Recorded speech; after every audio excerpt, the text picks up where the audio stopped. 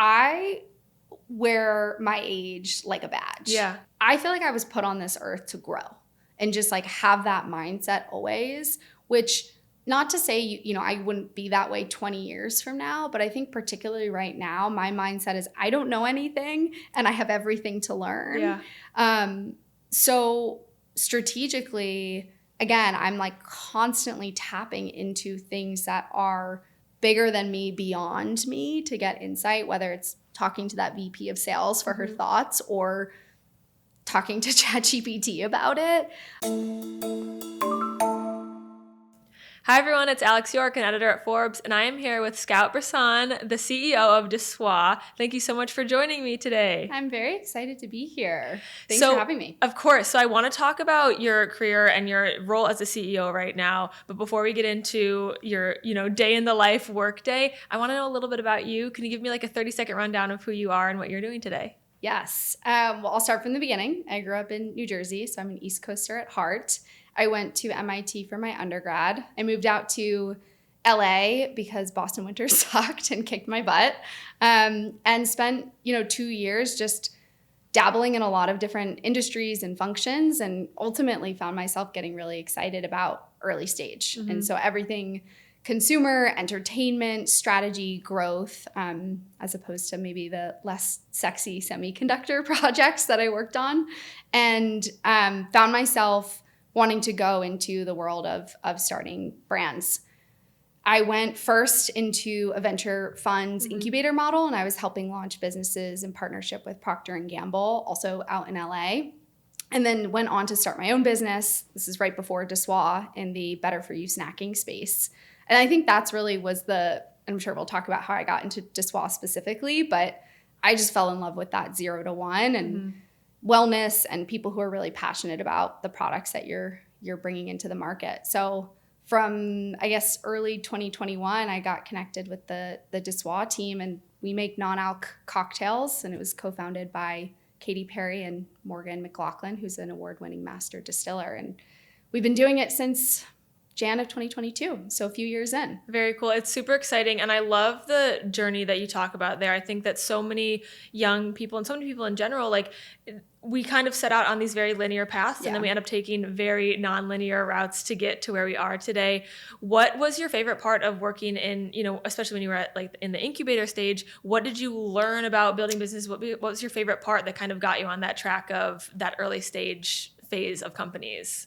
Well, a lot of my job when I was part of the incubator was thinking about how to build the plane as we were flying it. So I was really focused on, what does the founding team look like? Procter & Gamble would have a brand or IP or product that they had spent tens of millions of dollars developing, and they really wanted those businesses to launch direct to consumer. So I was sitting there thinking about, okay, if you have this construction of a founding team, you want a marketing person and you want an ops finance person, and maybe you want this skill set. And I think what got me really excited was just seeing in the early stages how much there was to learn about how the product was resonating, who the consumer was. Again, at the time, direct to consumer brand building was really big. So you could do a lot of that really, really fast.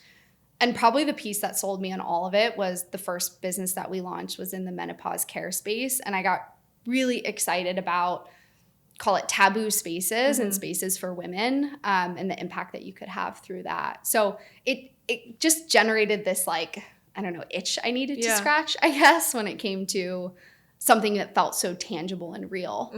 You started at De Soi as a general manager, correct? And now you are in the CEO role. What drew you to the company in the first place? How did you even, come in contact with the team? What was that experience like to really find, your position with the company?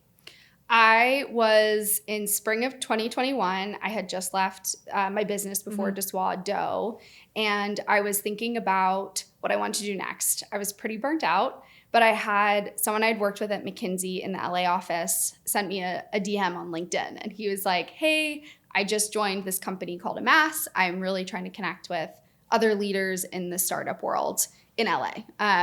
And I got on the phone with him and I was like, well, I actually just left this. I don't know what I'm working on. I don't know what's happening next. And it was perfect timing because Amass was incubating De Soi. So they had been working on the brand, I think, for a year and a half at that point. And it was during COVID. So they had run into a lot of supply chain issues in getting it to launch. And so they were really feeling like they needed like that quarterback, somebody who was fully focused on it, could leverage their platform as shared services. And I think their CEO just like loved call it like corporate structured start to the career, and then somebody who had some of that hands-on operating experience. So anyways, it came through that connection. Yeah. And as I got to know, the brand they had created, the liquids that they had created, the category, the tailwinds behind consumer demand for non-alc, and then of course the people involved and the women co-founders and just the powerhouses behind it, it felt like the opportunity of a lifetime. Like it was such a no-brainer for me once all of those pieces fell into place that I felt like it was something I had to say yes to. Yeah. When you were with Procter & Gamble or incubating brands for Procter & Gamble, were those also like celebrity backed, or was this your first kind of foray into like the celebrity business building space? It's my first foray still. And how has that been? It's been really cool. I think because before De Soi, I was part of a bootstrap business, which was all the unglamorous parts of entrepreneurship, like making the product at the time, it was like the kitchen of a country club that had gotten shut down because of COVID near my parents' house in suburban New Jersey. It's like you see all of that like grit and heartache and momentum that you have to build.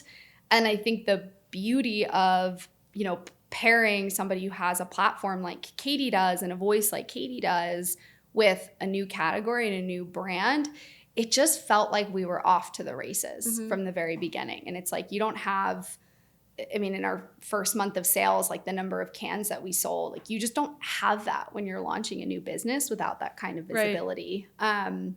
I think there's a big responsibility that comes with it too, which is our vision for De Soi is never that it's, Katy Perry's St. Moritz Mule, right? It's that it lives on its own. It's its own product. It's its own world, its own identity that consumers can relate and connect to. And so you are constantly thinking about how can I amplify and bring this like amazing voice and platform into growing the brand while still building that brand identity itself. Right. You talk about Morgan, you talk about Katy. These are two, like you said, powerhouse women coming into this industry. What made you the right girl to be the CEO, really running, the business legs of this company? I think I wanted it. Yeah. I think having somebody who needs to or is out to prove themselves just is this like ambition and hunger that you pair with. We have a really experienced COO alongside me, and it's this beautiful yin and yang where he, John Cochran, who is the CEO at Fiji Water, it's like he's done this at Fiji. He did a turnaround at Pabst. He's been in the spirits world. And you've got me who's not yet 30, moved into the CEO role when I was 27. And it's just like, I want it really bad. Like I want this business to excel, and I believe in it, and I believe in the consumer. And I think you need that kind of passion and energy paired with some of the expertise to build something great. Do you think your previous roles, especially in like the incubation phase and building your own company, what from those roles has like really provided that expertise and, the experience and background that you feel like you needed in this position? The biggest thing I learned when I was working on the startup before De Soi is how essential building a network is around you. And building is not even the right word, but tapping into people that have either done it before so that you're not, most of the time you're not reinventing the wheel as much as like what we're doing is cool. It's not rocket science. We're not reinventing anything. So finding people who, for instance, you can pick up the phone and say, like one of our investors was at Coke for 20 years and I'm like, okay, we're redesigning our packaging. Paul, like, give me feedback. What's the first thing you see? How's the hierarchy of messaging, right? Like what pops on shelf, and just having those pieces of insight so that otherwise I mean, where I started, it was like Googling all of that, which you can learn a lot through Google, but that kind of like creative problem solving that leverages other people's experiences, opinions, connections, and networks. I had never built or done anything like that before. And I think it's important too, like you said, coming into this role at 27 years old, understanding that you are bringing a lot to the table, but there's also a lot to learn from other people, from the network that you're building. Can you tell me more about how you've kind of created that network and foster that network? You and I, spoke about this earlier too, like in LA, there's so many companies being built. In New York, same thing, but how did you go about creating that community that then you can turn to when, you need a hand or you need support or you need reflection on something? And then also for things like investors, what has that experience been like for you?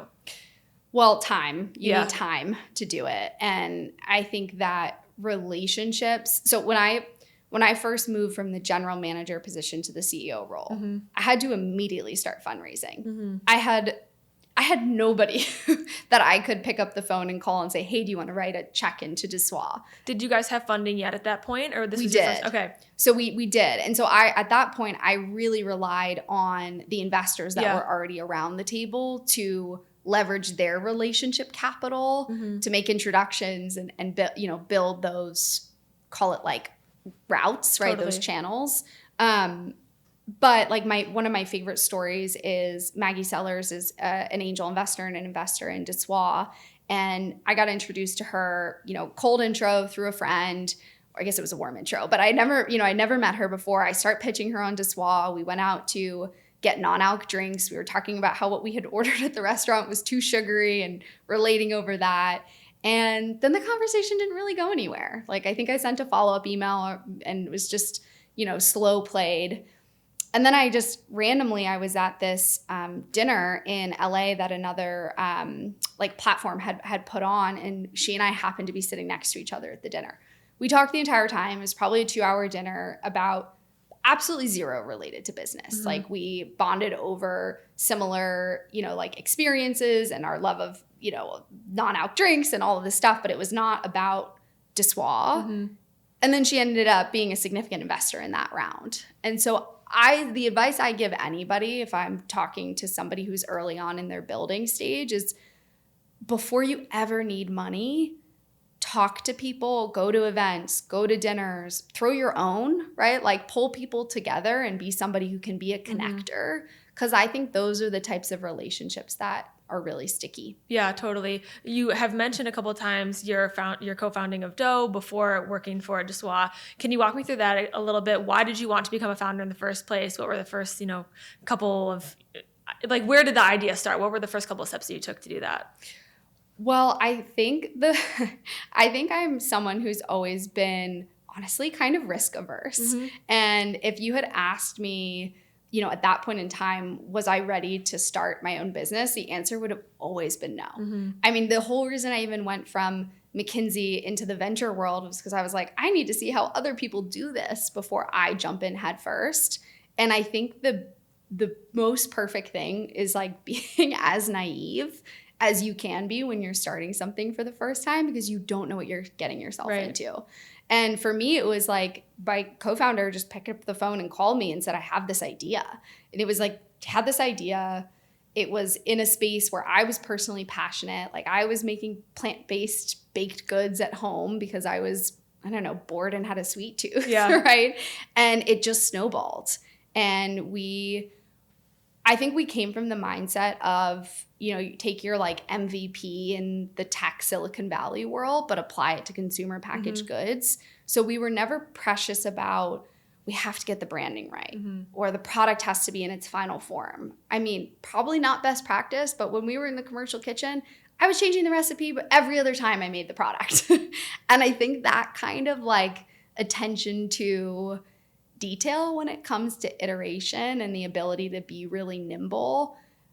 I mean, it was, I think the reason why we didn't have to put a ton of capital into the business and we didn't have to raise money in the first year that got us, at least far enough along. So I guess coming back to your question, like I really feel like I always tell people, like, if you are privileged enough and can afford to like take that jump, because I do think it's a privilege, just do it. You'll learn a ton. I mean, there's heartache and there's loss, and like I'm not with that business anymore. That business doesn't exist anymore.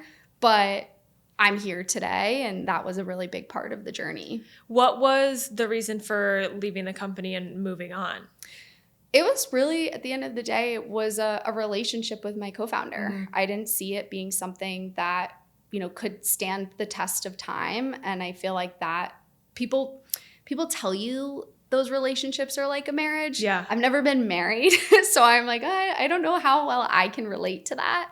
But I think that the significance of the relationship and the fact that you are not going to be more emotionally invested in something that you're doing than you might your own business is where that comes from. What do you now look for in people that you're going to work with? Like, are there any characteristics that you're like, I really need to gravitate towards these sorts of people, or this is a skill that I lack that I really need to find someone that's compatible with me? How do you now see like partnership in business? I really like low ego people. I think people who can be super self-aware is really important. I mean, whether it's partnership or people you're hiring, just like somebody who can be self-deprecating, right? And make fun of themselves. I think it's also really important to have direct communication and conversations. And I've talked about this a lot with people at my company and outside of it, but I was raised in this professional environment where feedback is 360. Like you get more feedback than you know what to do with at McKinsey, and it's from your peers. You give feedback to the senior partner. Like everybody is an open book when it comes to that. And it's made me somebody who, maybe it's not always the best way to tackle things, but I'm like, if something's happening I don't like, I just want to sit them down and be like, hey, I don't like that this is happening. How do we fix it? And just being really direct. Yeah, I think that's very important though. And it's important to know too, as you're coming into a role like a CEO, that you have that communication style that's best for you. You have the leadership style that's best for you. How do you describe yourself as a leader today? I was talking to actually our director of brand marketing about this, because she has told me that she loves that I use exclamation points.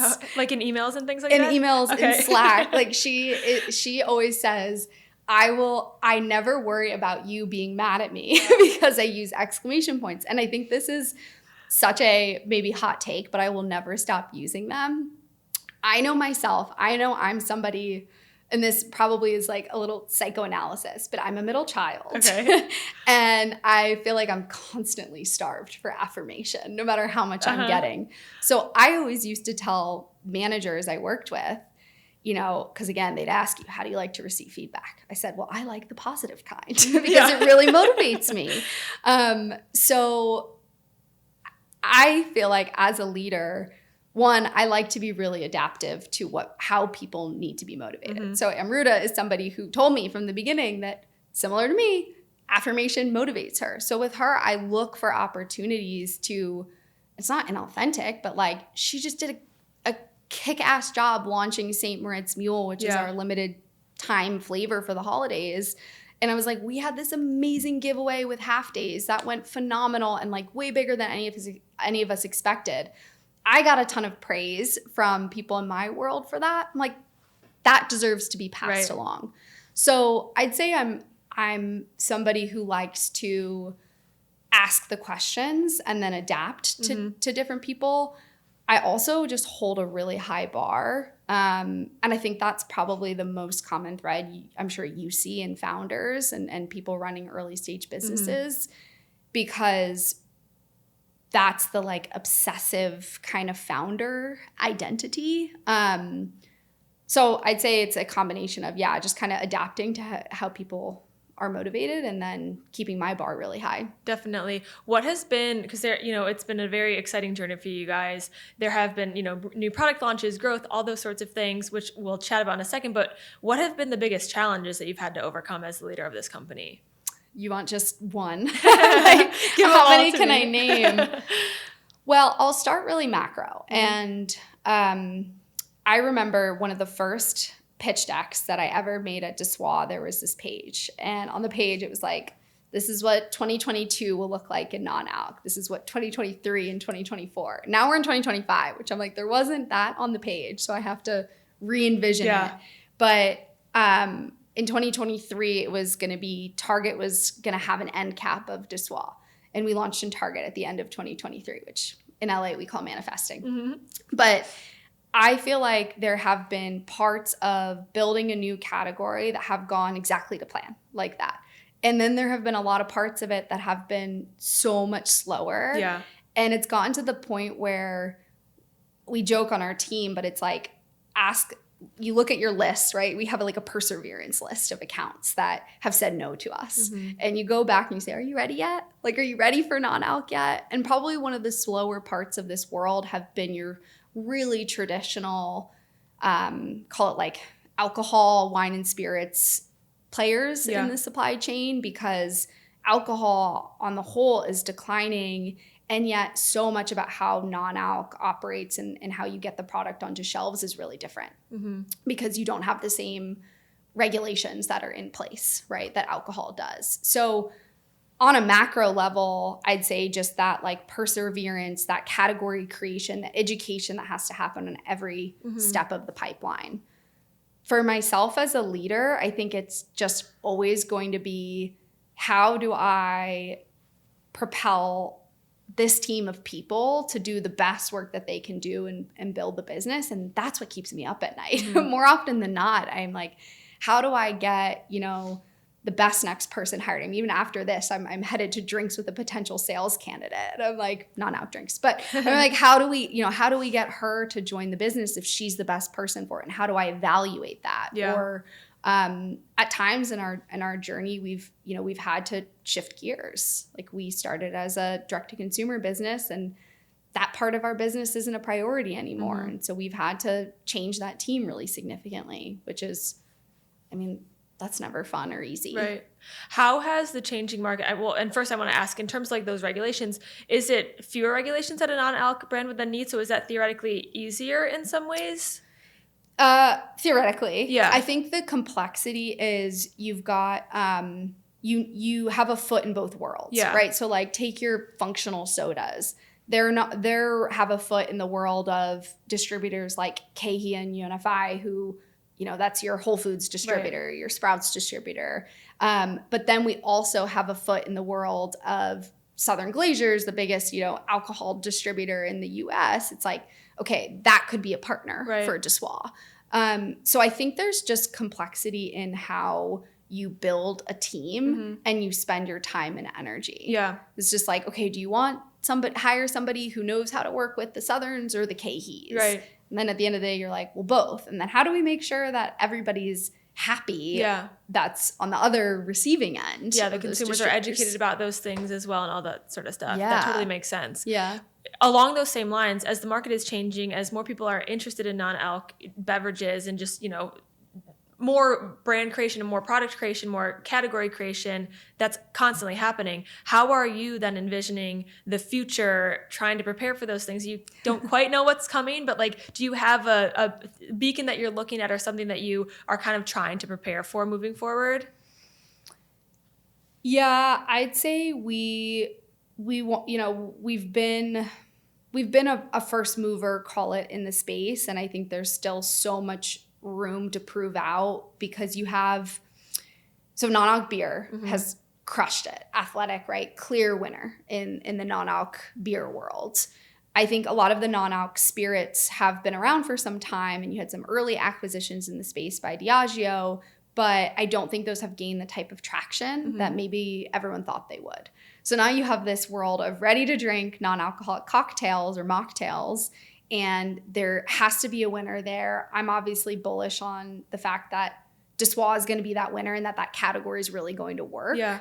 And so it's about, with that mindset, you have to think one step ahead. So instead of looking at like, what is our competitor A or B doing in their marketing?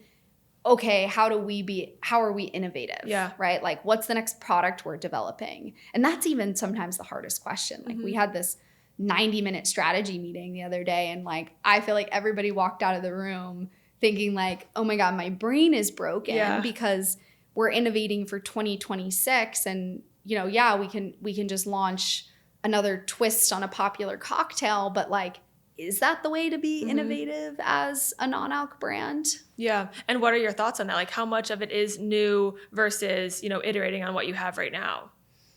Ooh, the jury is still out for sure. I would like to take this MVP approach that we talked about with, you know, product launches and find a way to test and learn to the extent that we can and hear what the consumer is asking for. So I love to take concepts. So like, let's say you throw out a concept that's like third most popular cocktail. If that's the old fashioned, we're going to create a De Soi twist on that and something in a dramatically different direction. I mean, it could be, we want to make something that has like a very uplifting function and replaces your daytime drink as opposed to your nighttime drink. And I just put that out in consumer surveys. I mean, it goes on my close friends story on Instagram. It goes to our product innovation squad, which are our customers, and like hear what they say. Yeah. And then layer it in with some of that like trend, flavor, you know, vision that you have as a company. How are you going about engaging with your consumers, finding new consumers? Is it social media? Is it just them coming across De Soi on the shelves? What's your strategy for getting people to buy? It's always liquid to lips. I think people have to experience the product in real life.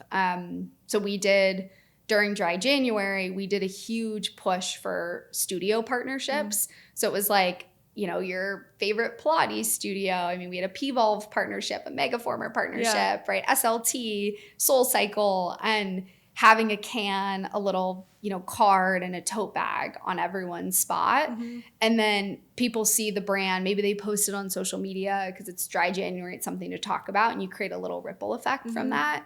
But I think that's so important, is having a in real life physical touch point with the liquid, with the brand, in an environment where you have some preconceived associations. Yep. So that's how you build brand equity. Totally. You mentioned you had a community event the other night where, you know, you invited people, you were in charge of the guest list to bring these people and curate this community around it. Is how much of that, like those in-person experiences, are what you're focused on with De Soi? How are you deciding like who you want to be a part of this community and who might then be, you know, like an advocate for you guys in the future? I mean, that list of people was people, other founders, operators, service providers, investors that I've met in LA over time. And I just think that anybody who's in this space and has a passion for, like, listen, they might never touch a non-alc drink, but if they have a passion for building, they have an appreciation for what we're doing. That can be overlap with the De Soi consumer at the end of the day. Because I would also argue, like, my mom and her book club, like, they're obsessed with De Soi, and that's a consumer too. But I think finding those like pods of people that can get behind your product the way I did with, you know, the community in LA. Yeah. And then, having the physical connection, I think just makes it real for everyone. Has there been a moment over, you know, the past couple of years of you running this company that you have felt like was an I made it moment, or like we are really stepping into the big leagues here? Every time that happens, you get a little like kick to remind you you're not. My mantra for myself, and this actually, I told myself this when I got the Forbes 30 under 30 email, and it was like, put it in the piggy bank. Because you do have these moments and you have to celebrate these moments, right? Whether it's, for us, like the Target launch was a huge one, or selling out of St. Moritz Mule, or you know, raising our seed round, right? Like these big milestones. And then you so quickly shift gears to, it was like, what's the next thing, right? Like what's on that next horizon? So I always say, I'm like, put it in the piggy bank because there's going to be a rainy day. And like shortly thereafter, we had some major production mishaps that like were my rainy day. But I do think that part of the like coming back to our conversation about why I think I was the right person for this role is that I'm always looking for that next I made it moment. Yeah. What is, because I think a lot of people will be curious about this, what is a day in your life like today? do you want me to just like tell you a random day? Yeah. Okay. So I feel like oftentimes I'll give you an office day because Okay. those are fun. I usually start the morning with a meeting. I have like a weekly with my director of brand marketing, and we're in a WeWork. We sit in the, in the kitchen of the WeWork. I'm drinking my tea. We're talking about events planning or photo shoots, or right now we have another new flavor launching. So a lot of it's been like ideation around, I don't want to tease too much, but let's just say some hot ideas. Okay, cool. And then I feel like usually after that I have call it some time to do some email. I post a lot on LinkedIn and share behind the scenes. So I'm usually in some like editing or posting stage for that. And then we typically have team lunch in the office, which is really nice. It's nothing like fancy, and most of the time it's just people pack their own lunches, but a way to get outside of the office. And in the afternoons, I'd say a lot of meetings. Like meeting with other operators. I had a call on Tuesday this week where I was talking to this awesome VP of sales who is a part of Simple Mills and who was a part of Enjoy Life, and was just picking her brain on like infrastructure and process and building sales teams, since that's been a big focus for me. And then I'd say like the end of the day, call it 4 or 5 o'clock, like I'm usually back to just like computer time and email catch up and to-do list cleanup. Yeah. I've also been, again, not sexy, but our whole team is getting on Monday.com, and I've been like building Monday.com boards and like reviewing, what is the ops team working on and what is the sales team working on, and just like creating some of that transparency so that I kind of have tabs on what's going on without having to be in meetings with them all the time. You mentioned with your former startup that you really were burnt out after that year. How are you preventing that from happening this time around? Generally speaking, I don't work on Saturdays, which has been a big boundary for me. So like weekend work is usually unavoidable, I would say. But like Saturdays are my day I play tennis. I was in a tennis league this fall, and like very low rated, but it was fun. And just like spend time catching up on life stuff. And bigger picture, I think it's just having, I mentioned tennis, but like having things outside of work that bring me joy, where I feel like I'm learning and growing, or finding the overlaps where it doesn't feel like work, but it kind of is.